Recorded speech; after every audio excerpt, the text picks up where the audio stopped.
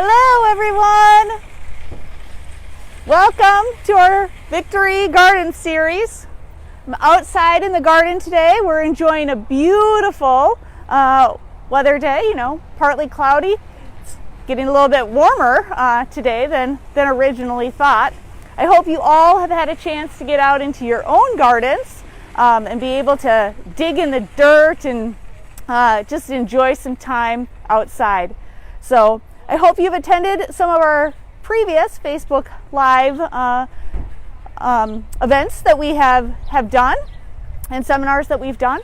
Just a reminder, use your emojis. We'd love to see your emojis.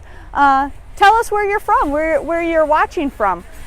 We like to connect with all of our viewers. And then if you have any questions too, put them in the comments and we'll address them as we go along. So also, just a reminder, do watch the temperatures. It is going to get a little bit cooler, so if you have purchased something already, watch the temperatures at the end of this week. You might need to cover some things that you have already put outside, or maybe bring in your garage or something like that. So those plants stay, really nice and pretty for you. So again, welcome to our Victory Garden series. This is kind of our Victory Garden 2.0, as we described last week. And we really just want to kind of go through growing, building, growing, and experiencing a Victory Garden right along with you. So we'll take you through this series, and you can just, participate right along with us. And we're here at the garden at our main Lindale store. And if you want, you can come and see how our Victory Garden is progressing through the season as well. We really want to make this very easy for you. And Victory Gardens are a way that to make it easy, we want to make it very manageable, yet we want you to be able to have an abundance of things that you're growing. So my best suggestion is that you start small. You learn, some basics, and you can build from there as you learn. Gardening, just in general, is very much a trial and error type of thing. What works for one person might not work for someone else. So, trying and learning is and just getting in and digging in is the best way. Also, growing vegetables and herbs and small fruits, it's great for all ages. So anybody can do a Victory Garden. It would be a great family activity. But also I'd recommend only grow what you can consume. So you are very managed in what you grow. So as we start thinking about our Victory Gardens, the very first thing is you really want to think about the location that you're going to have your garden. Most vegetables, herbs, small fruits, they like full sun. And what full sun means is that there needs to be at least 6 to 8 hours of direct sunlight a day. So you really need to have it where the sun is hitting right on it. And when you analyze your yard and where you have, you want to make sure that where you're picking is really clear of trees and shrubs, because if you're going to put your Victory Garden in the ground, you don't want to impede any roots that might be there from some trees or shrubs. And then, also look up too. You want to make sure that you're free of any power lines or anything like that. Power lines are, pretty tall, but, just, make sure that you're really looking and being cautious. Sometimes it's really, really beneficial to have your edible garden near the house, because then you'll keep using and consuming the things and harvesting it. And a harvested veggie and herb garden is a very managed garden. So if it's near your house, when you're cooking those meals, you can just go right out there, harvest and snip things and use it in your preparations. And then the last point for your location is you want to make sure that you have really good drainage. You want to make sure it's in an area that water doesn't pool, and that you get good drainage, and the water flows away. Vegetable gardens will take a lot of water, but they do not like standing water. So once you've picked your area, we're going to talk about 2 different methods today in which you can plant your veggie or herb garden. The first is just going to be traditional row gardening. And this method is very similar when you see a farmer planting corn or soybeans in the fields, right? And so there's a lot of pros to row gardening. One, you get really high yields, and you can grow just about any vegetable, herb, or small fruit when you're doing that, because you have a lot of space. So something that grows tall or grows wide. Typically, if you're in the ground and doing that traditional row gardening, you can grow anything you want. You can also, the small fruits are perennials, and they'll come back every single year too. If you're doing it in the ground in a traditional row garden. And typically for this, the initial upfront cost is really low. You just need to find a spot in your yard to be able to do that. So here we have our garden here that is in the ground. We've just put a little barrier around it to keep some of the critters out. And so that's one of the cons, right, of maybe some traditional row gardening or something that is in the ground, is that it is oftentimes at ground level or just slightly up from that. So you do have to watch out for all those little critters that might come and snack on your tasty treats that you have planted. It's remarkable. They know exactly when the prime time of harvest is, and they come like the night before, and you were going to pick it the next day, and then you go out there and they've eaten it. And so you got to watch for the critters. The other con in traditional row gardening is it does take up more room. So if you don't have a big space to put a garden in the ground, that would be difficult.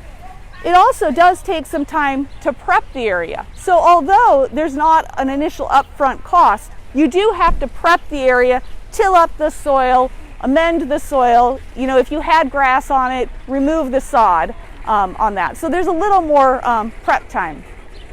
And traditional row gardening just takes up more room, so it's a larger area to maintain as well.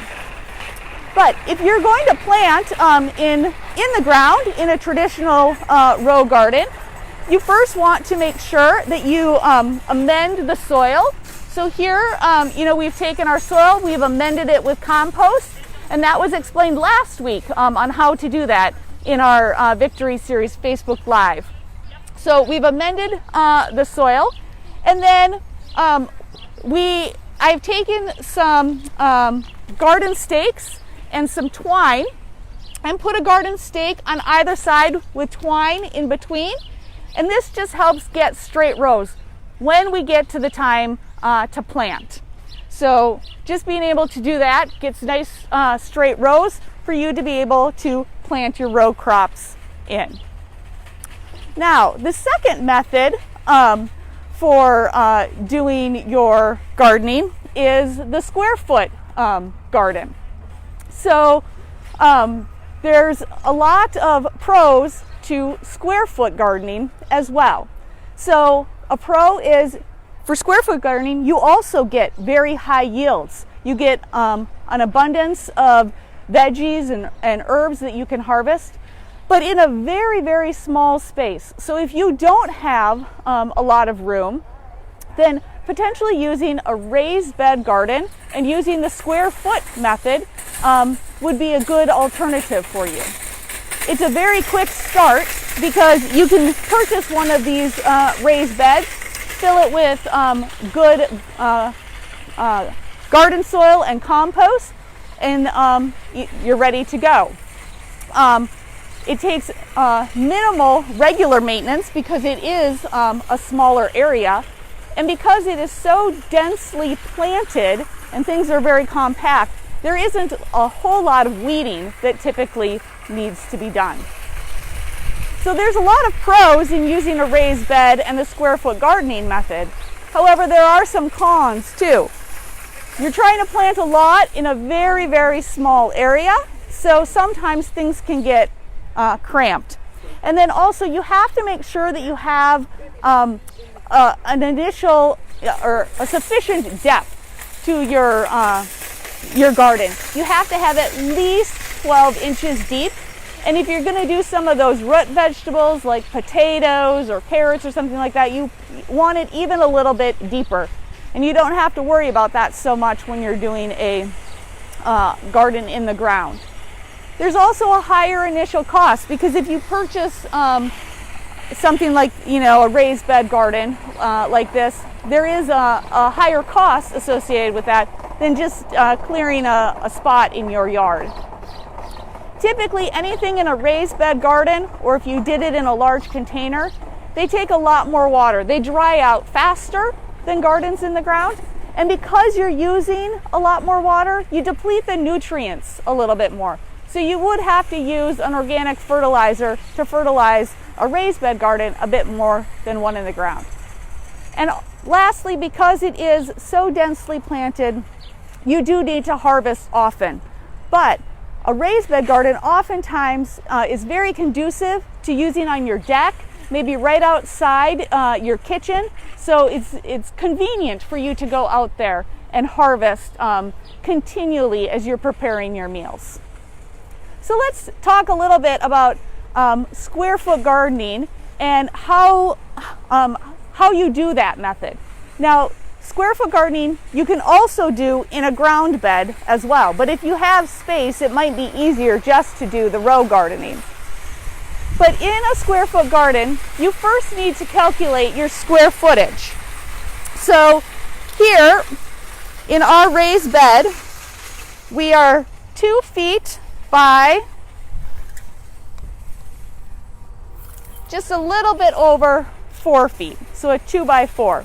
So that would give us, if we did a 1 by 1 square foot grid for each of them, that would give us 6 or 8 grids. So the first thing we're going to do is build those grids. And so I've taken some twine and put them on the garden stakes. And so we'll go 1 foot from the edge, right about here, and then straight across.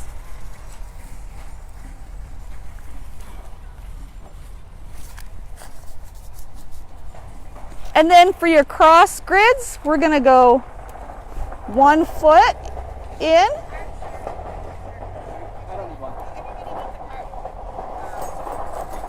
like so, and grid that the whole way.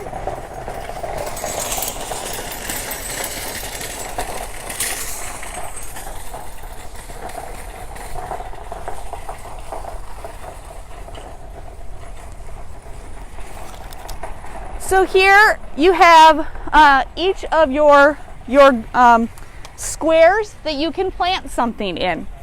And so next week we'll talk about what you can plant. And with square foot gardening, there's a depending on how mature or the full size a plant gets determines how many you can plant in each grid. So we'll talk about that next week. So in the time frame, start thinking about what would you like to plant, whether it's in your traditional row garden or in your square foot garden. Grow what you like. So what would you normally eat?